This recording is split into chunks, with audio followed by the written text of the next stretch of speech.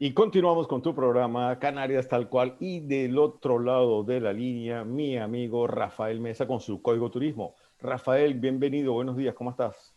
Buenos días, Eduardo. Muy bien. Encantado de estar otra vez aquí. Mira que hoy es martes 13 del año 2020, no es de cualquier año, ¿viste?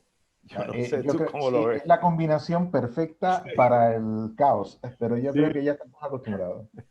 yo es que hacía la reflexión, es verdad, hoy es un martes 13, pero es 2020, hay que tomar 2020, eso, efectivamente. señor. Bueno, mira, un puente. Estamos prácticamente en lo que sería el cuerpo del puente. Ayer lunes, mañana miércoles, un puente sin turismo, un puente sin turistas extranjeros. ¿Cómo, cómo lo percibes eso? Sí, la verdad es que es un hecho impepinable. En estos días, ya desde el viernes, se ha estado comprobando que efectivamente, salvo el turismo local y algunos arriesgados turistas nacionales, normalmente gente también que ya vive en las islas, son los que están dándole un poquito de animación al puente. La verdad que es curioso, es otro elemento significativo de qué época estamos viviendo, de que unos días como hoy, que estaría abarrotado absolutamente todo, no cabría un alfiler en una playa.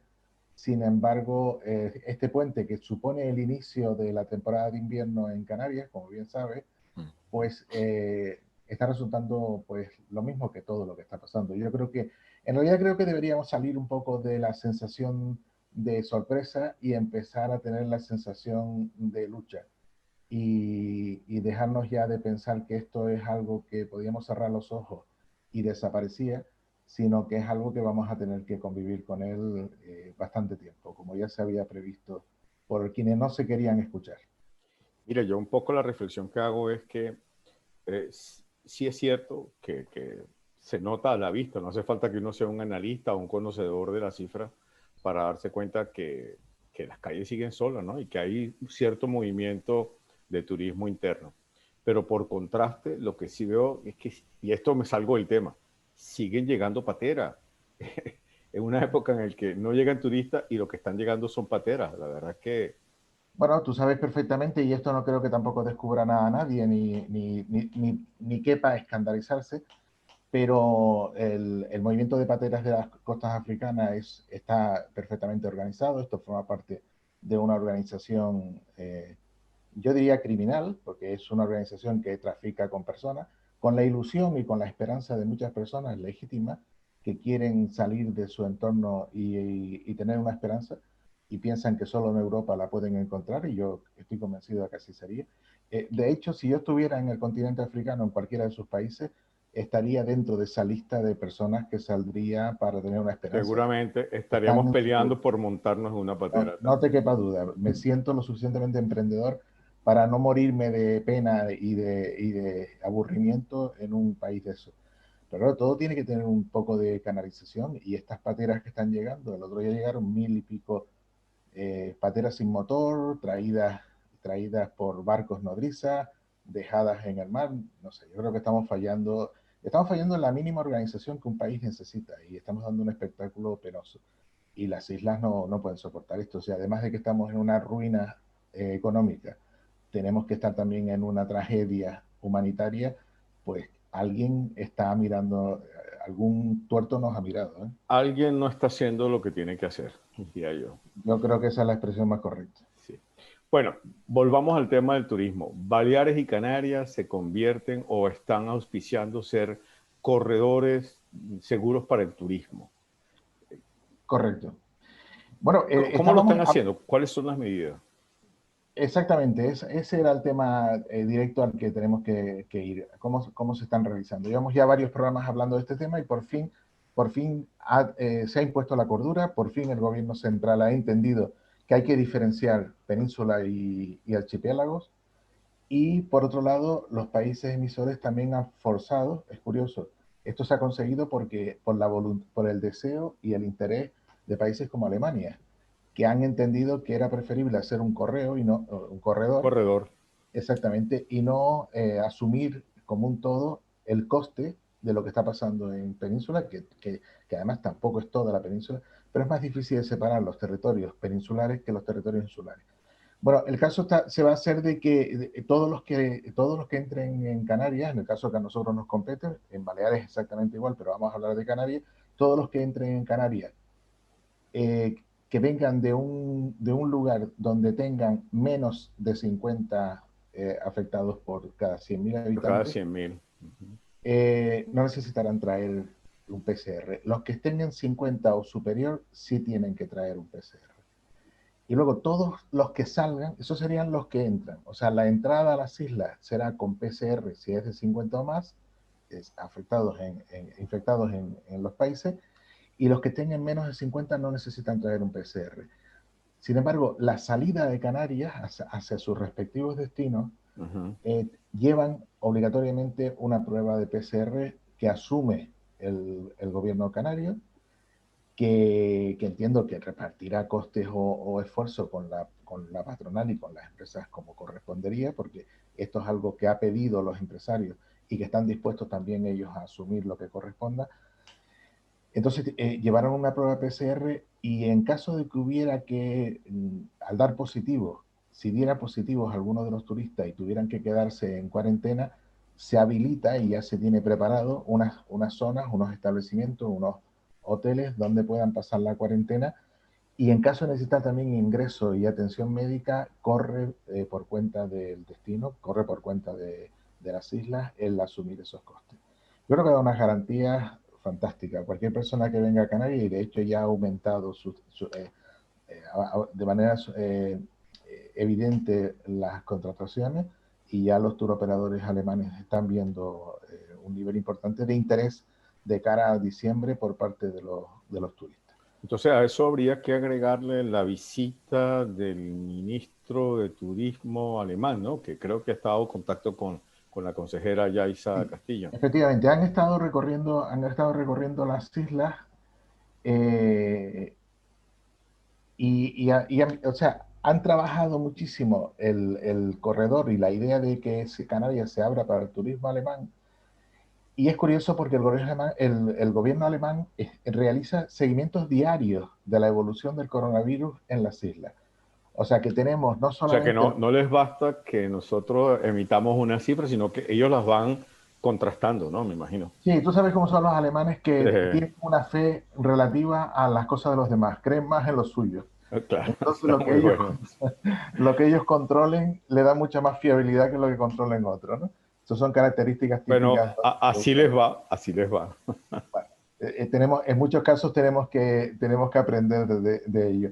Bueno, pues el hecho de que tenga un seguimiento sobre las islas de manera diaria les está dando la tranquilidad de que la curva en Canarias alcanza niveles interesantes. En estos momentos Estamos está por sobre debajo de los 50, 41. ¿no? Efectivamente, estamos sobre 41 y poco casos por cada 100.000 habitantes en los últimos 7 días. Estamos por debajo del límite que impone el instituto, que fija y que advierte los lugares donde los alemanes no deben viajar, que es el Instituto de RKI, que ellos lo colocan en 50, sitúan en 50 casos cada 100.000 habitantes. Por lo tanto, con 41 estamos en una situación inmejorable. Fíjate que además el otro día, y tiene que ver con algo que veremos un poquito más adelante, pero fíjate que el otro día miraba los países. Son 92 países que prohíben la llegada de viajeros desde España, procedentes de España. 92 países. Sin embargo, con distintas prohibiciones. Hay quien prohíbe con cuarentena, hay quien prohíbe, pero, o sea, quien tolera con un PCR. Hay distintas prohibiciones con referencia a los viajeros de España. Sin embargo, en una inmensa cantidad de países, pero inmensa cantidad de países, se excepciona Canarias. Hay prohibición expresa de la llegada a España, excepto de las Islas Canarias. Qué O sea que bueno. se está abriendo en cuanto a emisión, no es en cuanto a recepción, pero en cuanto a emisión, el hecho de que vayan personas hacia esos países, el que provengan de las Islas Canarias le da una garantía. Y es que además yo pondría como por contraste, entiendo que, por ejemplo, del Reino Unido, su promedio está por encima de los 50 por cada 100.000, entiendo, sus contagios. Sí, No total. obstante, sí le piden a sus nacionales que no vayan a países que tengan menos de 50. Incluso creo que el Reino Unido los tenía en 25, algo así. Sí, sí, sí, a ver, con un nivel muy bajo. Bueno, la verdad es que últimamente entender lo que está pasando en Reino Unido es difícil, ¿eh? el señor Boris Johnson ha conseguido que perdamos hasta esto del Brexit, junto la combinación Brexit-virus ha hecho que el Reino Unido entre en una categoría de país difícil de explicar en muchísimas de Difícil las de situaciones. comprender, sí. Sí, La por las verdad es que contradicciones. están llenos de contradicciones. A nosotros nos perjudica en cuanto que es un país emisor de turistas importante, muy importante.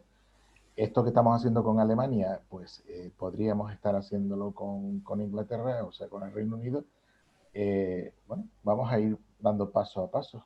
Pero vamos, que lo que me interesa muchísimo que veamos es que lo bien que se ha hecho en Canarias en general en la contención del virus nos está repercutiendo en la valoración de un país tan serio como puede ser Alemania.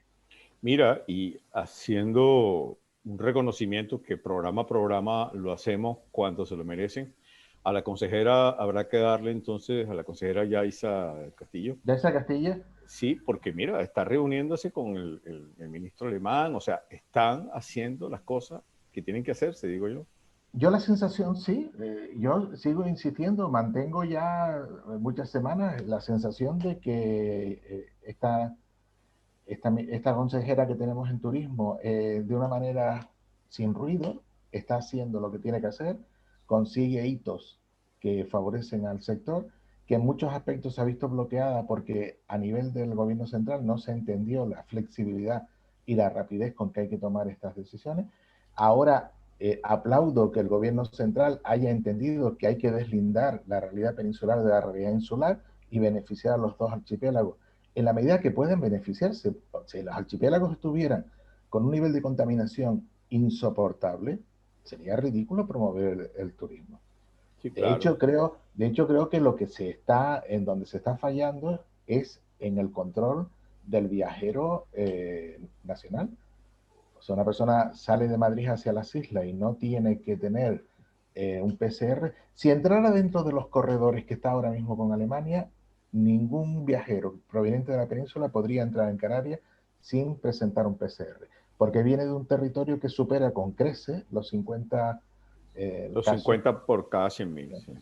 O sea que entonces estamos dejando entrar, hay un agujero de entrada de posible contaminación de los viajeros peninsulares y cuando digo viajeros peninsulares, digo también viajeros nuestros de las islas que están, piensa que yo tengo 3 hijos en Madrid, o sea, la llegada que un hijo mío viniera para Madrid, para Tenerife, tendría que venir ya con su preceptiva análisis de que no está contaminado, porque Sí. puede, con toda la buena voluntad puede traer el virus sin querer, ¿sabes? Bueno, y por eso se explica quizás, no sé, la situación de Madrid, ¿no? Que con las cifras que tiene es que Madrid le llega de todas partes de España.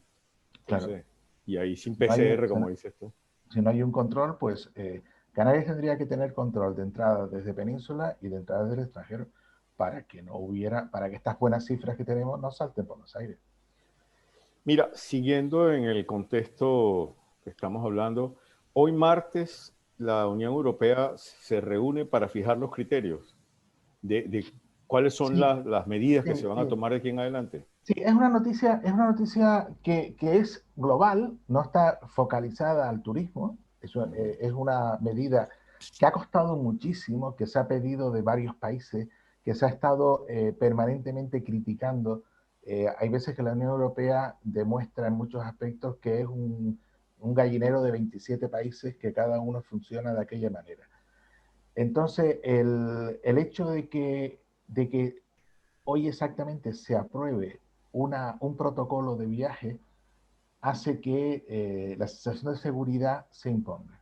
O sea, las restricciones de viaje ya no son a lo que cada país decida, con un criterio diferente, con protocolos unipersonales, sino que la Unión Europea iba a fijar 4 zonas dentro de la Unión Europea.